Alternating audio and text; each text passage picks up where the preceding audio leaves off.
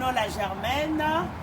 En tout cas, ça fait un bail. Tozomona te nazalaki te bino nyonso boyebi nazalaki na Congo. Yango na zongi. Alors heure na ye na memi pondu nanga banzete ya pondu ya caoutchouc. Na memi pe banzete ya matembele ndenge bozomona awa. Alors na moni ole ou melaye kauka ifona chango na ba pot comme ça. Na chakango mai soki malili vraiment esili. Wana na bimisa yango na libanda yango na lingana la kisabino na procédé ndenge na sala rabino konanga comme ça bino nyonso tout bomona voilà na kina banzete na ngai Dieu merci et commis très bien bozomona awa ndenge za minene na sina tie déjà oya minene momoni na sina tie yango na po alors oyo ezali ya mike d'abord eloko nini nazaki nango besoin nazaki na besoin ya mabele oyo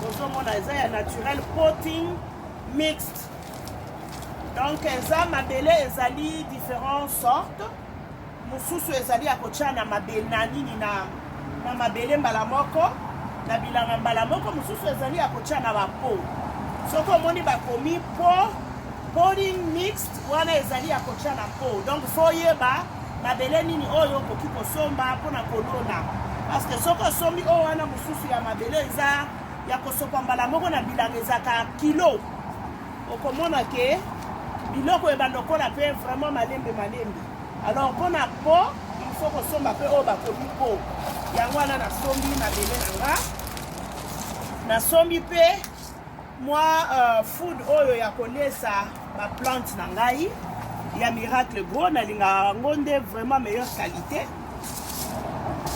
nde yango sikoyo na sina tie oyo nende place na kotia banzete ya matembele na tie déjà na sopi ndambu awa na kati comme vous pouvez voir ezali genre oyo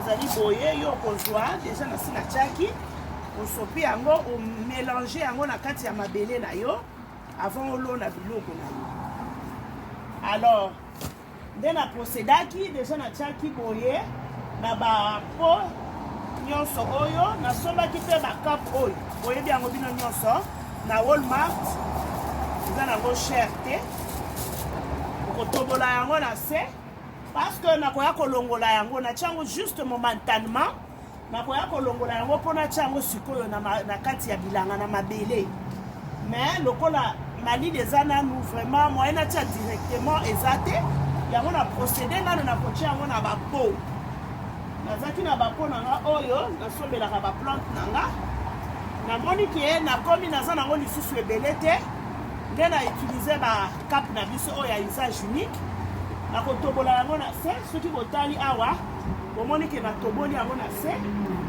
donc okotobola awa na se ozwi mélange na yo ya mabele na yo oyo mélangeaki na food oyo engrais oyo otie omélange yango siko obandi kolona alors nanoki juste nalakisa bino lokola ndenge na procédaki na kolona oyo wana ozwi ozotobola faire très attention mpo omizokisa te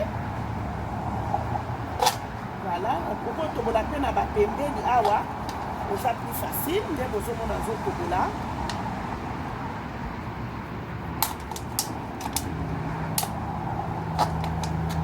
voilà oyo facilitaka mai ozotia mai comme ça ekitaka facilement voilà sikoyo eza mabele na nga oyo na mélangeaki voilà natie yango na kati lokola sikoyo banzete oyo eza un peu plus mike par rapport ya banzete oyo je vais planter ça deux nakotia yango mibale et puis ekozoplanter nde nalakisaka bino na video mosusu il faut kotala oyo il faut emata likolo donc soit de regarder le haut. Si vous regardez très bien, vous allez voir que il y a une jeune plante qui commençait déjà à germer là-dedans. Donc jamais il faut planter comme ça. Parce que si vous plantez comme ça, le pondu va aller en bas et coco la tête. Donc il faut mettre ça comme ça. Ça va permettre aux jeunes plantes de bien germer. Voilà. Alors, de bomoni licolo, on a mélangé deux. Je vais planter deux à la fois. Je vais faire un petit trou à l'intérieur. Vraiment, c'est vraiment simple comme bonjour. Et ça n'a opacité.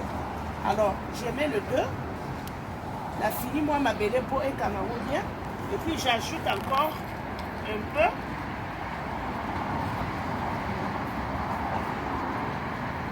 Voilà.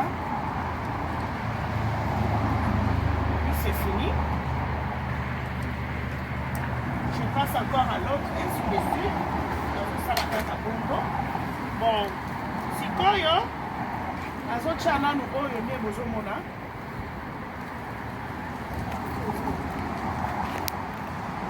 Voilà, bomoni pona pondu. Dena la kisibino, na suki na nuana après na ko continuer le reste. Na lingina la kisabino ndenge nazo salama tembele. Alors, oyo ma tembelo ya biso pene ya mboka, eza ya ba chinois wana te. Bozomona o lokolo esa lokolo kokauka me et kauki te oyo bomoni mandala la o bakangaki yango ewuti fraîchement vraiment na Congo. Yango ewuti fraîchement na kin. Na memaki pe yanga ya kolia ekomi nango pe sans problème. Alors, osala nini? Eza pondu.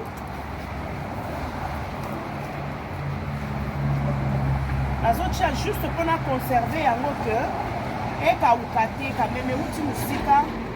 Bomoni bino moko déjà so otali na kati omona déjà ba racine nango.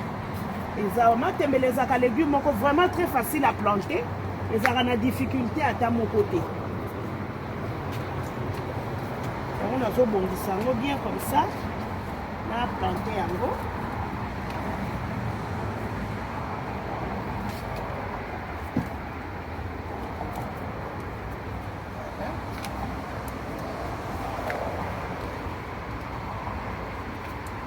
La canaro maï ils ont vraiment un problème à mon côté.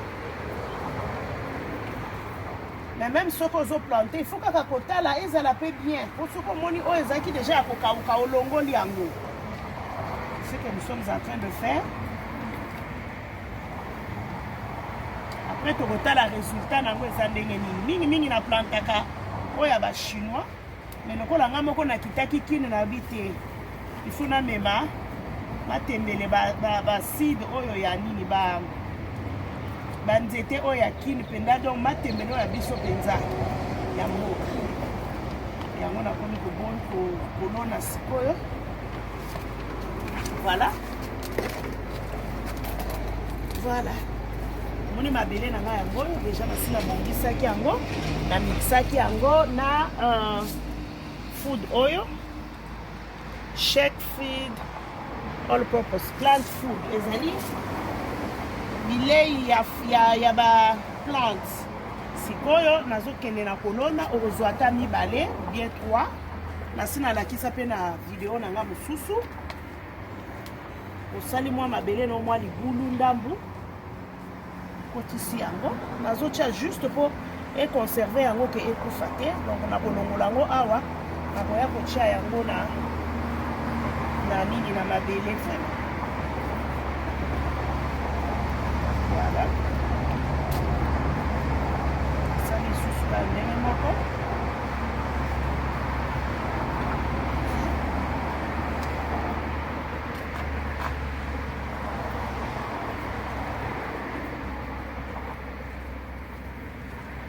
Ainsi de suite.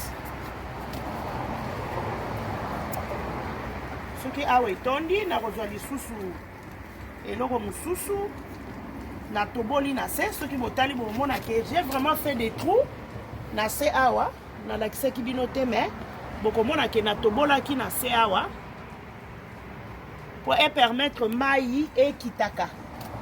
Même soki na kotia yango na kati ya ndako mais eza na besoin moi. Lokola moi ebimi boye na kobimisa yango libanda ezwi pe moi. Donc plante nyonso ezalaka na besoin ya mai.